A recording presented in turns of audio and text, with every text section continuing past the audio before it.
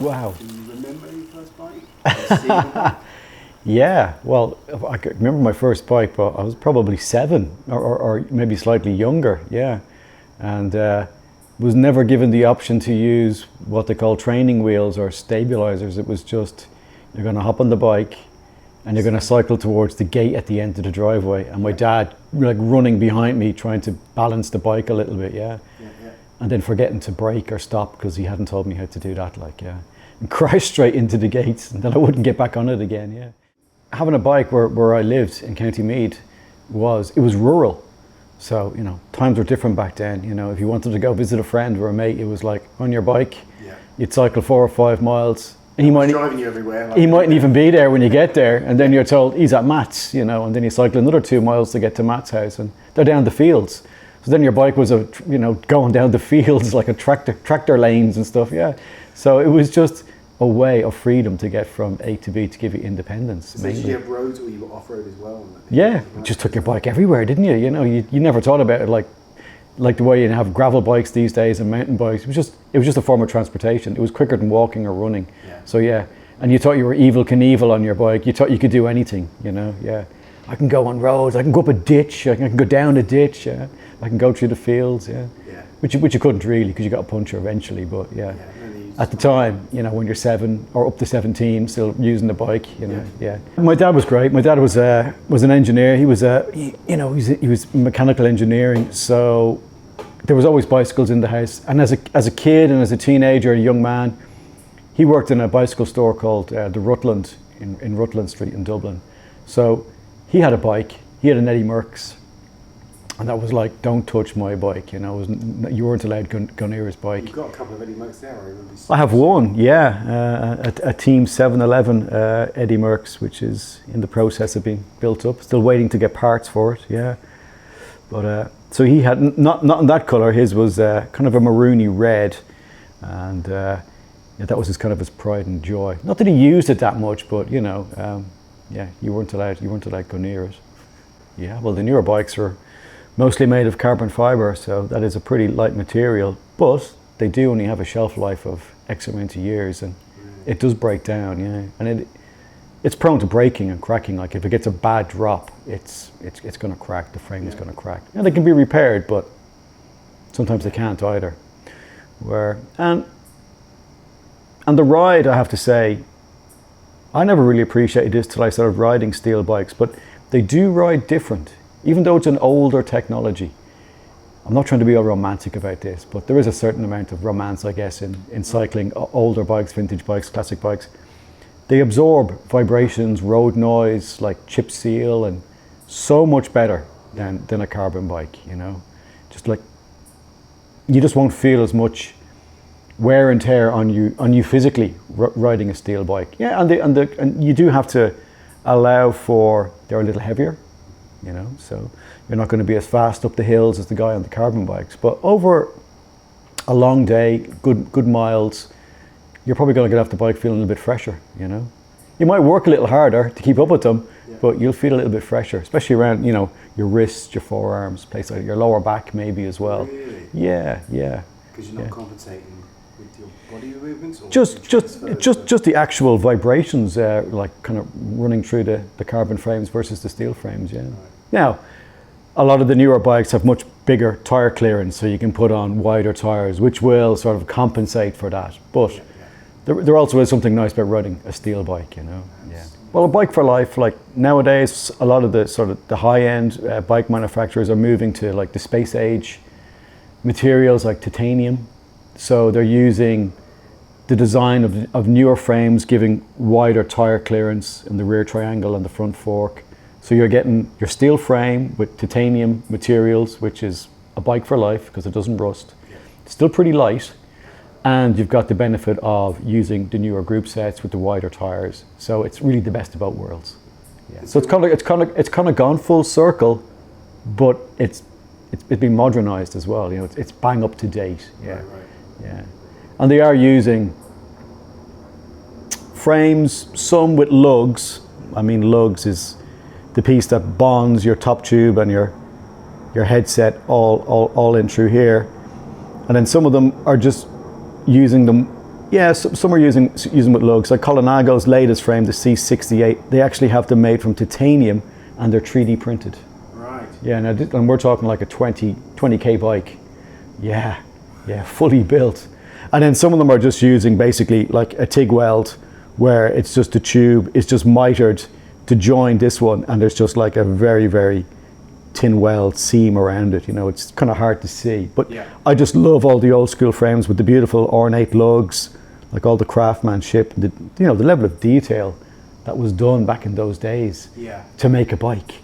They didn't know any better. It's like blacksmiths, you know, it's a dying trade. Yeah. But that was their craft, that was their skill. That's the way it was passed down from generation to generation. This is how we do it. They don't do it that way anymore. These guys like Rossin, for instance, he came from Colinago. He was one of their top frame builders, and he probably only produced maybe 500-600 bikes a year, tops, and all bespoke, all kind of custom made, you know, made for the customer, you know, measured all their legs, all their inseams, and so yeah, a very personal experience back then when you bought a bike, a high-end bike, yeah. And these would have been expensive in the day, like a lot of money. Like we joke about saying a 20 grand, you know, current Colinago, a C68 with titanium lugs, but guys would have spent the equivalent wages wise, I suppose, on one of these. You know, some of the top bike builders in the world were from England and especially Italy. You know, Italy was renowned for having bike builders scattered across the whole country. Like, yeah. Well, if you're gonna feel passionate and in love with the bicycle you're riding, it's gonna call you back to do it again the next day, isn't it? You know, where if it's just an old junker that you buy in Walmart or Target or whatever, wherever it might be, it's just going to be something that just gets you from kind of A to B. Yeah. There's lots of different factors, I guess, as to why I suppose Savage Velos evolved or became. I suppose one was probably the influence of my dad. You know, the history with him as being a kid and him having a bike and his background and working in a bicycle shop when he was younger. And I was never into cycling as a sport as a kid, but when I was in college, I used to rely on a lift home from my dad after he finished work. And I used to go to a bike store just around the corner from where he worked. And he was a main importer for Colinagos, Massey's, Cinelli, all the really nice high-end artisan bikes at the time. So they'd all be hanging from the ceiling. So I just go in there and kill time. And that's when I sort of fell in love with the mechanics and the design and the beauty of high-end luxury bikes of that era. So we're talking, I suppose, late 80s, early 90s, you know, I used to. Quite a time, a lot of hours I would spend in there. Rainy days, I just used to love going into that bike store. And just smell in the bike shop as well. There is the leather and the tires, but it's also just looking at the components, like, because back then, you know, they were all made from aluminium, like solid billets of material machined down. And I was studying tool making, so just to see those pieces and, you know, how they were made and the spring loads, and like they were like Art Deco works of art, you know, yeah, really intricate, you know. So that's what caught my eye, and I suppose that all boils around to where we are now. It's like nostalgia. It's those memories of being that person, having those happy moments in those bike stores, looking at the bikes. And now I'm an avid cyclist, so I enjoy cycling. And yeah, I wanted to utilize my engineering background in tool making and my eye for design. So I was like, yeah, let's build a classic bike for me. Something that, you know, I remember from my youth. And that was a Colinago. So I built my first Colinago for me, only had it for a month or two, and then somebody went, I'll buy it off you, because they liked what I did. So I was like, somebody else appreciated my craftsmanship and my eye for design. So then I did another one. And then I just really enjoyed all the research behind it, because I wanted to make it as period correct as I possibly could. You know, there's plenty of classic bikes out there you can buy online, but they're a mismatch over the years. You know, the frame is from the 80s, but over the years they've upgraded their handlebars and their gears and their drivetrain, you know, and their wheels. So the bike has lost that originality. Yeah. So it's nice to kind of go, okay, this frame comes from 88, 89. What group set was around at that particular time? Researching that, finding it, and then breaking it down to the components. You know, if you can find catalogs online from that particular manufacturer, you can go, oh, it had a Cinelli stem, or it had a 3TT stem, or a ITM, or whatever brand it was, and even breaking it down to what color it was, you know, and then the handlebars, and yeah, even the handlebar tape, saddles, you name it. Like, it's just the level of detail you have to go into just to perfect it's as period correct as I think I can possibly get it.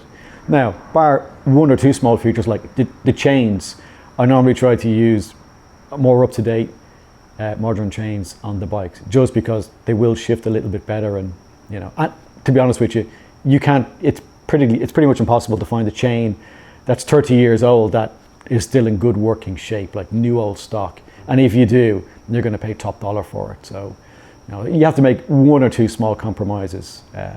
And cables, like I still try to find Campagnolo cables to match the group set, but they are of a later standard, a newer standard. But basically everything else would be period correct, yeah, on the bikes.